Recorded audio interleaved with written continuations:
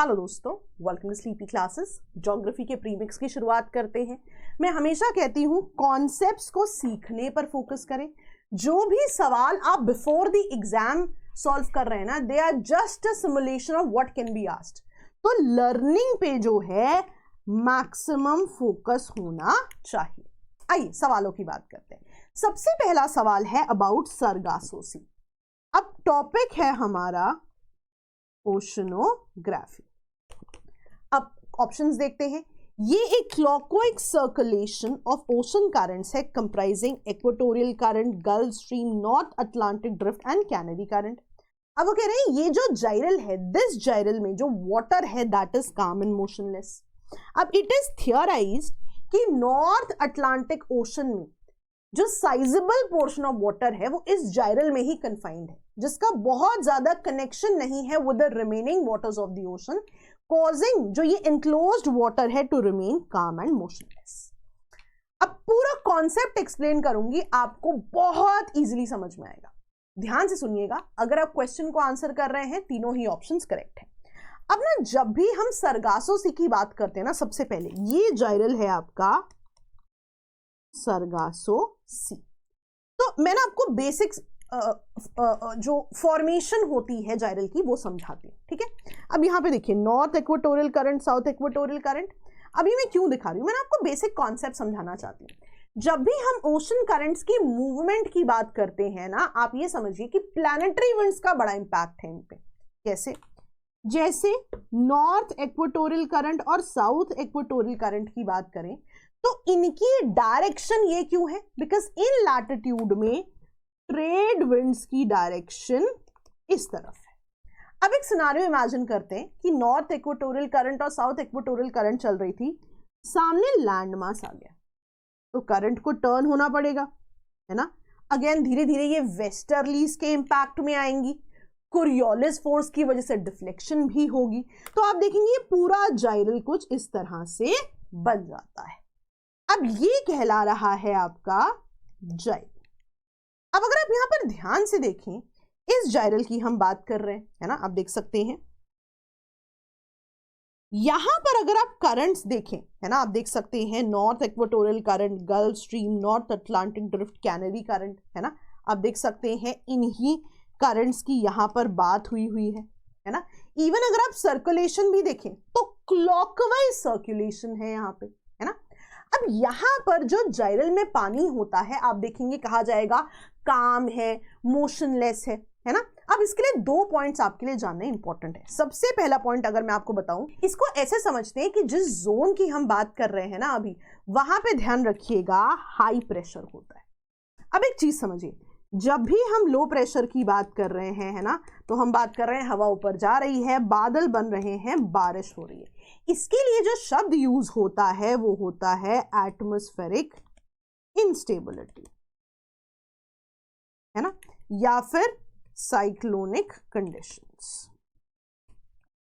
However जब भी हम हाई प्रेशर की बात करते हैं, हवा चुपचाप डिसेंड हो रही है, इसे कहते हैं स्टेबिलिटी की कंडीशंस। और यहां पर शब्द यूज होता है एंटी साइक्लोनिक कंडीशंस। अब हमने बात की कि जब हमने सरगासो सी वाले जोन्स की बात की, वो हाई प्रेशर से एसोसिएटेड है, यानी कि हवा चुपचाप डिसेंड हो रही है, ये स्टेबिलिटी की कंडीशंस है। इसीलिए आप देखोगे कि एटमॉस्फेरिक स्टेबिलिटी की वजह से यहां विंड्स बहुत ही फीबल और काम होती हैं। अगेन एक और चीज समझिए, यहां पे क्योंकि जो sizable portion of north Atlantic ocean का वाटर है, it is confined in this gyral. इस वजह से आप देखेंगे कि a lot of water does not have connection with the remaining waters of the North Atlantic Ocean. इसीलिए वहां का वाटर काम एंड मोशनलेस होता है। तो दो कंडीशंस यहां इंपॉर्टेंट है। पहला, क्योंकि यहां पे एटमॉस्फेरिक स्टेबिलिटी की कंडीशंस है ना, एनीवे बहुत ही ज्यादा काम और फीबल विंड्स हैं। सेकेंडली जो हमने देखा कि मेजॉरिटी वाटर इस जाइरल में कन्फाइंड है, जिसका बाहर के पानी से बहुत ज्यादा कनेक्शन नहीं है। इसीलिए हम देखते हैं यहां पर जो कन्फाइंड वाटर है दैट बिकम्स काम एंड मोशनलेस, राइट। तो कॉन्सेप्ट समझना यहां पे बहुत ही ज्यादा जरूरी है। तो बिल्कुल ये भी करेक्ट हो जाता है, और जो हमने थर्ड पॉइंट की बात की वो भी यहां पर करेक्ट है। तो कॉन्सेप्ट समझना इंपॉर्टेंट है। नेक्स्ट क्वेश्चन की बात करते हैं। हाँ, before I move to the next question, एक ना हमने छोटा सा लेक्चर बनाया है, 15-16 मिनट का है। यहाँ पे ना सिर्फ यही एक्सप्लेन किया है कि कौन सी ओशन करंट कैसे मूव करती है। 16 मिनट का लेक्चर है ना।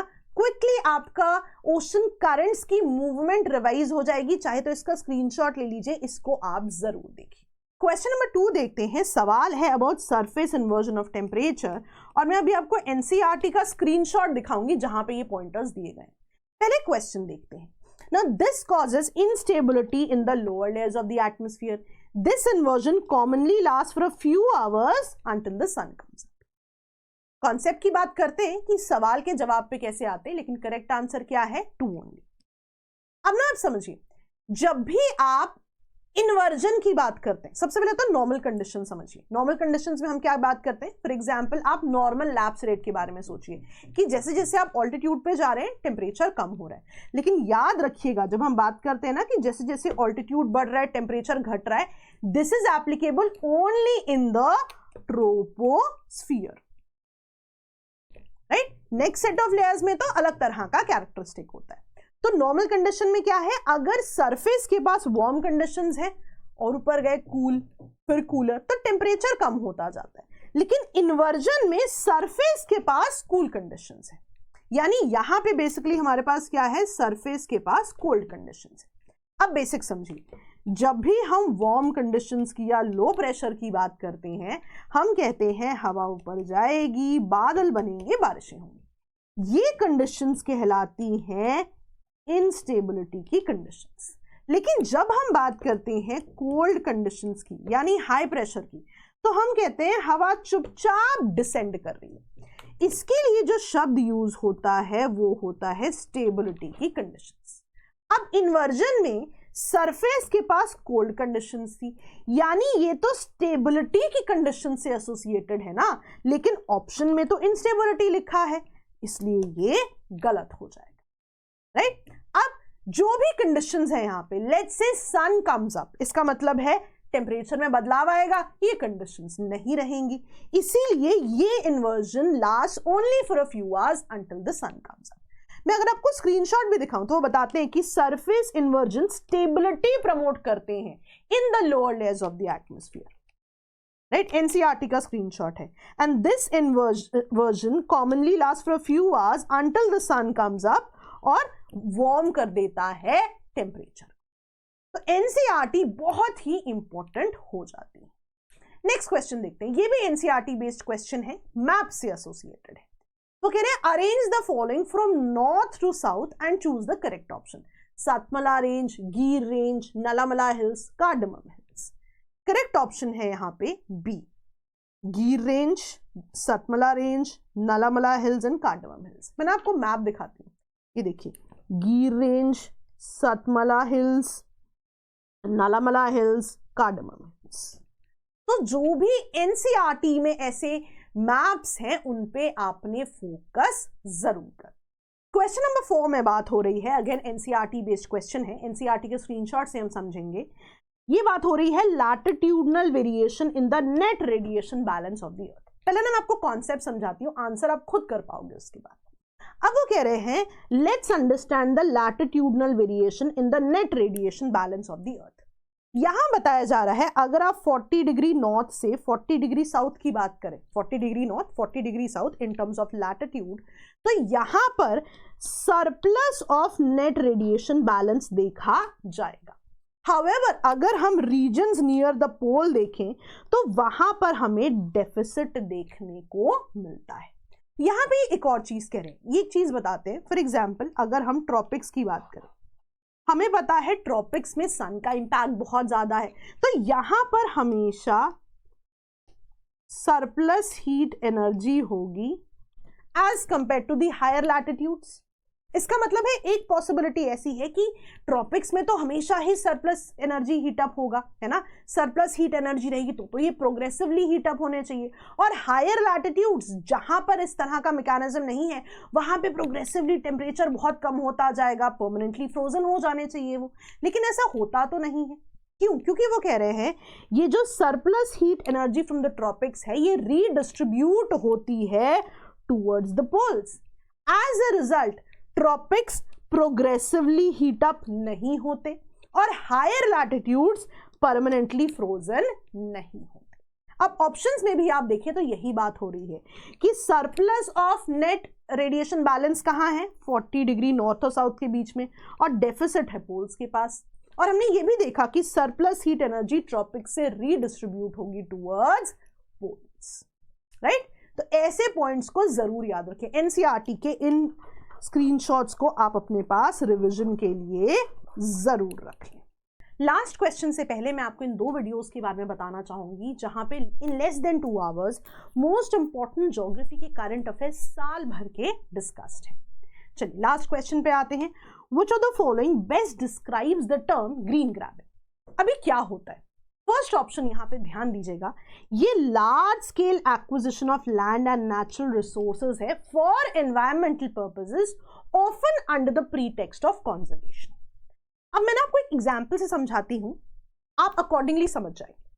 अब ना डाउन टू अर्थ मैगजीन में एक आर्टिकल आया, वहां बात हुई कि जो मसाई कम्युनिटी है उनके लैंड को जब एलोकेट किया गया फॉर एनवायरमेंटल पर्पसेस तो उन्होंने देखा कि उनकी ट्रेडिशनल प्रैक्टिसेस में इंपैक्ट आया। कैसे? उनकी ग्रेजिंग प्रैक्टिसेस में, मोबिलिटी प्रैक्टिसेस में बदलाव आया और उनके हिसाब से ये कंसल्टेशन एग्जैक्टली नहीं हुई थी। तो उनके रेफरेंस में तो उनका लैंड ग्रैब हुआ, है ना, कह के कि एनवायरमेंटल पर्पसेस है, लेकिन उनकी प्रैक्टिसेस पर भी इंपैक्ट आया। इसीलिए कई बार नेगेटिव कॉनोटेशन में शब्द यूज होता है ग्रीन ग्रैबिंग। तो ऐसी ही चीजें आपसे डिस्कस करते रहेंगे। प्रीलिम्स क्रैश कोर्स के बारे में आप जानते हैं बहुत ही होलिस्टिक है, बहुत ही ज्यादा कंटेंट रिच है, इसकी जानकारी जरूरी। Thank you.